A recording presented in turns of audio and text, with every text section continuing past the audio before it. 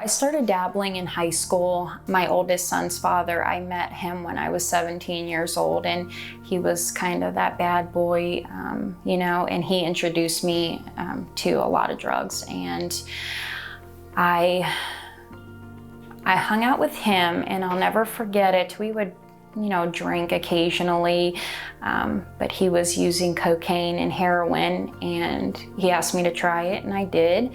And I knew right from that moment, this was not just normal partying anymore. This was, I really, really, really liked this, and I never wanted to stop doing it. I didn't go to school. I was very disobedient to my parents. I just kind of did everything I could to just chase that high. He had his own apartment, and they were selling drugs out of the apartment. It wasn't a good situation, but I had stayed over there, and I'll never forget, my dad came there, and he took me out of that house and he took me home. Shortly after that, I found out that I was pregnant, and so I just stayed at home from then on.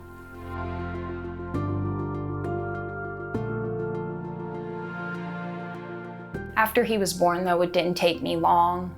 I started feeling lonely, depressed. I didn't feel good about myself. I've always had low self-esteem, always struggled with that so bad, and drugs just always filled that void for me. My addiction took me, I guess, when I laid down for the first time in an abandoned building because I had nowhere to go.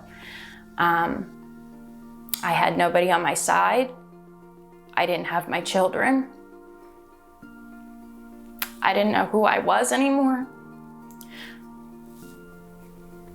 I didn't care as long as I had enough money and enough dope for the night. That was fine with me. But sleeping in that abandoned building across the train tracks on West 16th and Myrtle, I'll never forget that. Every night I prayed to die. I prayed to die. I wanted to get clean, but I didn't know how. It was the only thing that made me feel better. I didn't know any other way of life because I had been doing it for so long. I just knew that it would always make me feel better. My addiction stole my family. That was the biggest thing. And my children. I don't think that ever stops hurting. I don't think it ever stops hurting.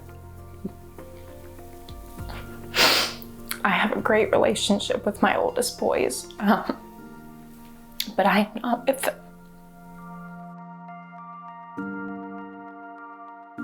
And everything materialistic, I never had a car to drive. I never had a warm place to sleep.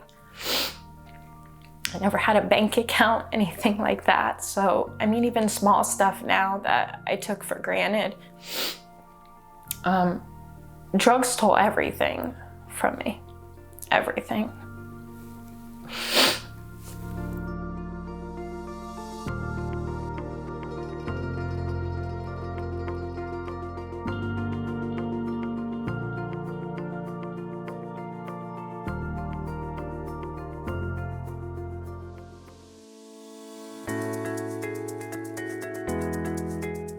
My first impression of Kristin was that she had a certain level of what I would call self-knowing. She just knew things about herself, and she was able to articulate those in a very clear and concise way. She was very smart, very savvy. She knew she wanted to be at Grace House, and so she was very upfront with not only the strengths that she had, but also the weaknesses. I think she had reached a point with that knowledge of self. If I step out of this, there's a huge potential that I'm going to be right back at square one. And so she saw this as an opportunity to just commit herself one more step to the goals that she had for herself. This was a program unlike any other thing that I had ever been through in my life. I came here, I was immediately welcomed with open arms. This house was so beautiful, and I It didn't even seem real at first. It was focusing on my recovery 100%, but in a way that was so inviting and so comfortable. It didn't feel like work. It didn't feel like this was hard work. It felt like, okay, I could get used to this. I like this. Like, she got a hold of something and she's not gonna let that go. She got a hold of clean time. She got a hold of her family. She got a hold of this idea that she could have a home, have a job, you know, have that foundation. And she never let that go, even when other things tried to take it away from her.